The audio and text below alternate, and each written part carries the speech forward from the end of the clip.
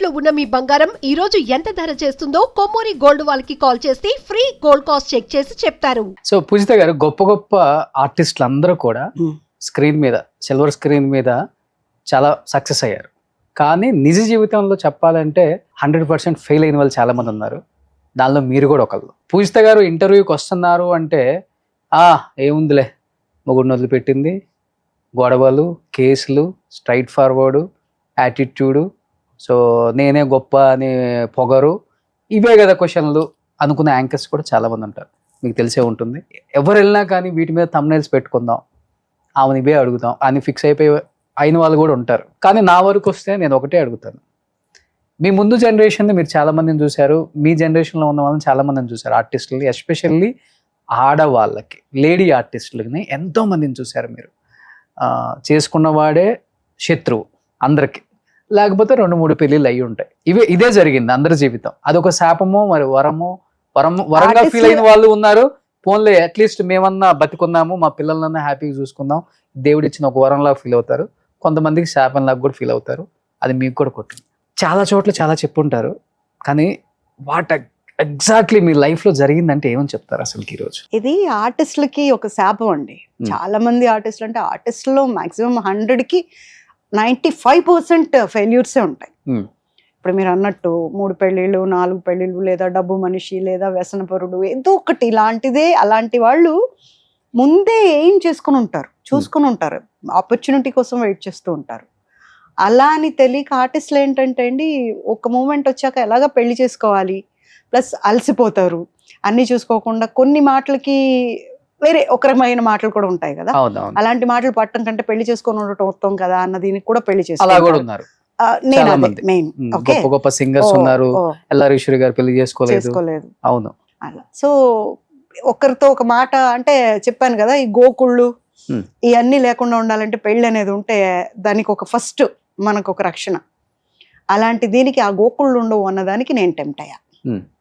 Plus first thing, పెళ్లి అనేది నా దృష్టిలో అసలు మగవాళ్ళు అంటే నాకు ఇష్టం లేదు. అది మా ఇంట్లో అందరికి తెలిసింది. అదే అడుగుదాం అనుకున్నాను. ఎందుకంటే జీవితాన్ని చదివిన మనిషి ఎవరైనా ఉన్నారంటే ఆర్టిస్టులలో పూజిత అంటుంటారు అందరూ. ఇంత అసలుకి సెటిల్డ్ గా ముందు ఏం జరుగుతుందో కూడా తనే ఓవర్ గా ఆలోచించి ఇది జరగకూడదు అని చెప్పు వేయకుండా ఉండే వాళ్ళల్లో మీరు ఒక ఉంటారు. అలాంటిది మీ జీవితమే ఇలా దీనికి ఒక రీజన్ ఉంది. చెప్పొచ్చో తెప్పకూడదో నాకు తెలియదు, కానీ షూటింగ్కి వెళ్తే ఒక్కరోజు కూడా నేను గొడవ లేకుండా ఇంటికి రాలేదు. ఓకే. అవి దెబ్బల దాకా కూడా వెళ్ళినాయి. నన్ను నేను కొట్టటమే, కొట్టడం, గొడవలు మీదేసుకురావటం.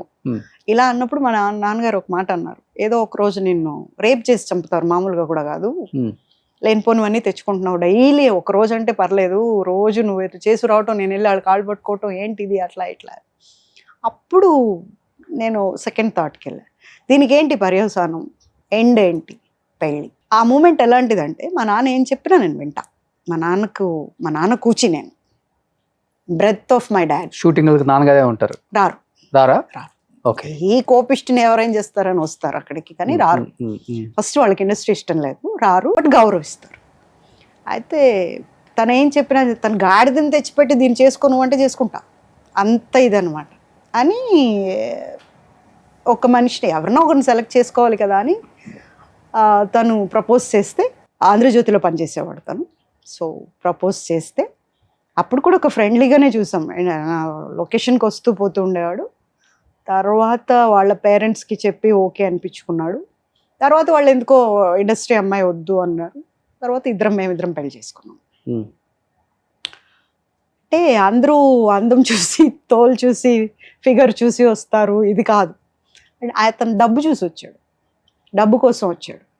అంటే పెళ్ళైన రోజు నుంచి ఆడపిల్ల ఎవరి కోసం ఎదురు చూస్తుంది, మొగుడి కోసం ఎదురు చూస్తుంది. నేను మా నాన్నగారు ఇట్లా కూర్చునేవాళ్ళం ఎదురుగా. డాడీ నాకు నిద్ర వస్తుంది, పొద్దున్నే షూటింగ్ ఉంది, నేను పడుకుంటాను డాడీ, ఇంకా రాలేదు అంటే, వస్తాడమ్మా ఆగు, ఎందుకు ఒక 5 నిమిషాలు ఆగు. ఎవరు అప్పుల వాళ్ళు వచ్చేవాళ్ళు, ఇతను చేసిన అప్పుల వాళ్ళకి మేము అప్పులు కట్టేవాళ్ళం. You understand? అది ఎప్పుడు 3-4 రోజులకే, పెళ్ళైన ఒక 4 ఏళ్లకో 5 ఏళ్లకో కూడా కాదు, 3-4 రోజులకే. సన్నగా ఒక కుర్రాడిలాగా ఉండేవాడు. ఇంత డబ్బులు ఎలా అప్పు చేస్తాడు, ఏం చేసి ఉంటాడు ఈ డబ్బులు, ఎవరిని అడగాలి? ఏం తెలిసేది కాదు. అప్పుడు ఆంధ్రజ్యోతిలో చౌదరి గారు అని ఒక ఆయన ఉండేవారు. ఆయన మా డాడీకి ఫోన్ చేసి పువ్వు లాంటి అమ్మాయిని తీసుకెళ్ళి ఎలాంటి చోటు పెట్టారు, అయిపోయింది అమ్మాయి లైఫ్ అని చెప్పారంట. నాకు అర్థం కాదు ఏంటంటే, ఇప్పుడు నేను తప్పు చేస్తున్నాను, ముందే మీకు తెలుసు కదా నేను తప్పు చేస్తున్నాను, అది తప్పు అనేది మీకు తెలుసు కదా, మరి ఎందుకు ముందు చెప్పలేదు? అయిపోయాక చెప్తారేంటి ఎవరైనా కూడా? ముందే ఎందుకు చెప్పరు? మీరు అడిగారు ఒక క్వశ్చన్, ఎంత జాగ్రత్తగా ప్లాన్ చేసుకుంటారు కదా మీరు కూడా ఎలా తప్పు చేశారు అని. మరి ఇంత చేసేటప్పుడు ఇది వీడిని చేసుకుంటే తప్పు, ఈ అమ్మాయి నాశనం అయిపోతుందని మీకు తెలుసు కదా, మీ దగ్గరే కదా పనిచేస్తున్నాడు. మా నాన్నకు ఫోన్ చేసి చెప్పేకంటే నాకే చెప్పు ఉండాల్సింది, లేదా ముందే చెప్పు ఉండాల్సింది. పెళ్ళి అవుతుంది అన్నప్పుడు ఎలా చెప్తారు? తప్పు కదా. మరి మీకు తెలిసి ఆజ్యం పోసినట్టే కదా. తెలిసిన వాళ్ళు కూడా ఎవరు చెప్పలేదు. ఆ అబ్బాయి మంచోడు కాదు అని చెప్పలేదు, వాడు ఒక దొంగ అని చెప్పలేదు, 420 గాడు అని చెప్పలేదు, ఒక్క మోసం దగా తప్ప ఇంకేమీ లేదని ఎవరు చెప్పలేదు. ఎన్ని ఇయర్స్ లవ్ చేసుకున్నారు మీరు? ఎన్ని ఇయర్సా? అంత 6 నెలలేమో అండి. 6 నెలలే అంతే. మరి ఈ 6 నెలల్లో కూడా మీరు ఎవరిని అడగలేదు? 6 నెలల్లో కూడా జాగ్రత్త పడ్డాడు. అడిగే ఛాన్స్ ఇప్పుడు ఆంధ్రజ్యోతికి వెళ్ళి నేనేం అడుగుతానండి? ఆంధ్రజ్యోతి వాళ్ళకి నేను హీరోయిన్ని, సో నన్ను ఆ లెవెల్లోనే చూస్తారు. ఆంధ్రజ్యోతిలో నువ్వు ఎంప్లాయీవి, సో నిన్ను ఆ లెవెల్లోనే చూస్తున్నారు వాళ్ళు. కానీ వాళ్ళు చెప్పకూడదు అని అనుకోవటం తప్పు అంటాను. ఓకే. అంటే ఇప్పుడు నేనేమంటానంటే, మనకు ఇప్పుడు మీరు అన్నారు ఏమంటే చెప్పేసి ముక్కుసూటిగా వెళ్తే 3 నిమిషాలే బాధపడతారండి. అది జరగకూడదు జరిగిందంటే మూడు తరాలకు బాధపడాలి జరిగిపోయిన తర్వాత. నేను అందుకే చెప్తా, తప్పు అనుకుంటావో, ఏడుస్తావో, గిగ్గీలు పెడతావో, నేను ఇది చెప్పాలనుకుంటే నేను చెప్పేస్తా, హ్యాపీగా వెళ్ళిపోతా ఇంటికి. అంటే నేను నిజమే చెప్తా, అబద్ధం చెప్పను. అబద్ధం చెప్పేవాళ్ళు నాకు ఇష్టం ఉండదు, అన్యాయం చేసేవాళ్ళు నాకు ఇష్టం ఉండదు, మోసం చేసేవాళ్ళు నాకు ఇష్టం ఉండదు. మరి ఎందుకు పెళ్ళైన 3 రోజులకే ఆయన ఎలాంటి వాడు అని తెలిసినా కానీ మీరు ఆయనతో 18 సంవత్సరాలు జీవనం కొనసాగించి బిడ్డను కానీ ఎలా తెచ్చుకున్నారు? మరి మా నాన్నగారికి ఇచ్చిన మాట, డాక్టర్ అవ్వాల్సిన నేను డాక్టర్ అవ్వకుండా నేను ఇండస్ట్రీకి వస్తాను అన్నప్పుడు ఒక మాట తీసుకొని ఇండస్ట్రీకి పంపించారు. తప్పు చేయకూడదు, తలదించుకునే పనులు చేయకూడదు. ఏ రోజు కూడా డాక్టర్ కృష్ణ గారి అమ్మాయి ఇలా చేసింది అనే పేరే రాకూడదు. అలాంటి మాటలు పెళ్ళయిన తర్వాత సినిమా వాళ్ళకు మొగుళ్ళను వదిలేయటం ఆనవాయితీ, అలాంటి పని అస్సలు చేయకూడదు. ఇవన్నిటికీ నేను ఒట్టు పెట్టి వచ్చాను. నేను ఇంత కష్టపడుతున్నాను, ఇంట్లో పెట్టి తాళం పెట్టుకుపోయేవాడు. ఓకే, అలాంటి టైంలో మా పక్కింటి వాళ్ళు ఫోన్ చేసి మా అమ్మ నాన్నకి, ఒక ఫ్లవర్ అండి అమ్మాయి, అంటే నేను పూజలు ఎక్కువ చేస్తాను, భగవద్గీత నేను చెప్తా, అలాంటి అమ్మాయిని, అంత మంచి అమ్మాయిని అలాంటి చోటు పెట్టారు మీరు, ఆ అమ్మాయి లోపల ఉంది. మా ఇంటికి ఇట్లా పైన కొంచెం ఓపెన్ ఉండేదన్నమాట, ఆ ఓపెన్లో నేను లోపల ఉన్నట్టు తెలిసేది. బయట తాళం ప్రకారం ఏంటి, ఇంటికి తాళం పెట్టింది ఎవరు లేరని, అక్కడి నుండి చూసిన వాళ్ళు ఉన్నారు అని ఇంటికి ఫోన్ చేశారు నాన్నకి. అప్పుడు వచ్చారు వాళ్ళు. వచ్చిన తర్వాత మా డాడీ అన్నీ మాట్లాడి, నాన్న ఇట్రా కూర్చో, ఏంటి అంటే, నేను నాన్న డాడీ ఇవన్నీ అన్నాను. నన్ను మా నాన్నగారి పేరు రాధాకృష్ణ, ఒరే కిట్టిగా అనేదాన్ని, అలా పెంచుకున్నారు ఆయన నన్ను. ఏరా కిట్టిగా అంటే, ఊరు వెళ్ళిపోదాం నాన్న, బాబు నువ్వు నేను, ఎందుకో అన్నీ ప్యాక్ చేసుకో వెళ్ళిపోదాము, ఇక్కడ వద్దు, నువ్వులా లేవు. నేనులా లేను, ఇప్పుడు కాదు ఎప్పుడో నుంచో లేను నేను, కానీ రాను. డాక్టర్ రాధాకృష్ణ గారికి నేను మాట ఇచ్చాను, నేను మాట తప్పలేను, అంతే. అలాగే భరించాను. చనిపోయే ముందు నేను ఒకసారి వచ్చారు, నేను షూటింగ్కి వెళ్తే ఇతను మెడబట్టి గెంటేశారంట మా నాన్నని. అది నాకు అమ్మ చెప్పలా. అమ్మ చనిపోయే ముందు నేను ఒక ఐటీ పార్ట్నర్షిప్ చేస్తుంటే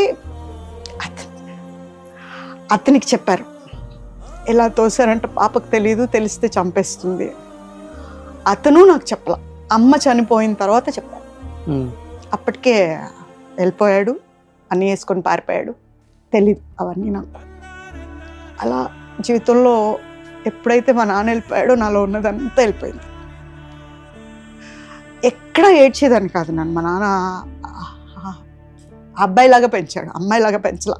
ఒక్క నాన్న దగ్గరకు వచ్చినప్పుడే బాధలన్నీ వచ్చి నన్ను ఇలా అన్నారు అలా అన్నారు అని ఏడ్చేదాన్ని, ఇంకెప్పుడు ఏడ్చేదాన్ని.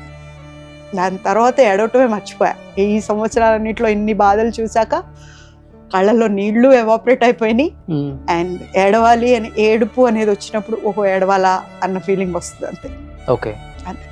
సుమన్ టీవీలో మీ పర్సనల్ అండ్ బిజినెస్ ప్రమోషన్స్ కోసం కింది నెంబర్కి కాంటాక్ట్ చేయండి.